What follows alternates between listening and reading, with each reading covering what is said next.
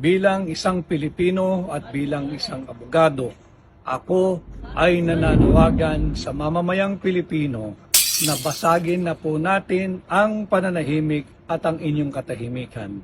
Mariin po nating kondinahin ang pang-aabuso sa karapatang pantao na nagaganap sa ilalim ng administrasyon ni Bongbong Marcos sa pamumuno at sa pangunguna ng Speaker of the House of Representatives na si Martin Romualdez. Tulungan, suportahan at protektahan po natin si Vice President Inday Sara Duterte at mariin po nating kondinahin ang ginagawa nilang panggigipit kay Attorney Lopez, ang Chief of Staff ng Office of the Vice President.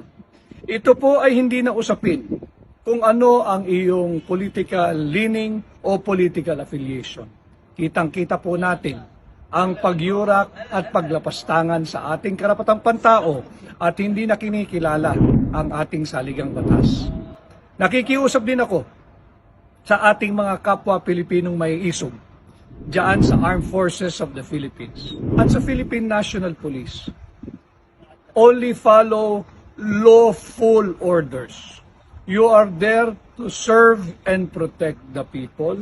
You are there to protect the state. Subalit kinakailangan rin ho na malinaw sa atin na hindi kayo dapat sumunod sa isang illegal na kautusan galing man ito sa Office of the President or Office of the House Speaker.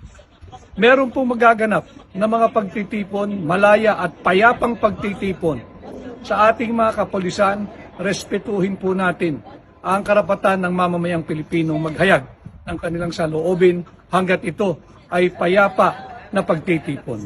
Sa ating po mga kasundaluhan, ulitin ko, sundin lang po ninyo yung lawful orders.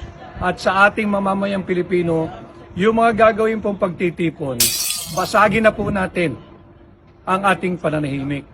Itigil na po natin itong kultura ng opresyon na nagaganap sa ilalim ng Bongbong Marcos administration. Suportahan po natin ang gagawing pagkilos. Lumabas po kayo ng inyong tahanan at ipahayag po natin sa napakalakas na tinig ang ating hindi pakisag-ayon at pagkundina sa pang-aabuso ng Bongbong Marcos Martin Romualdez administration.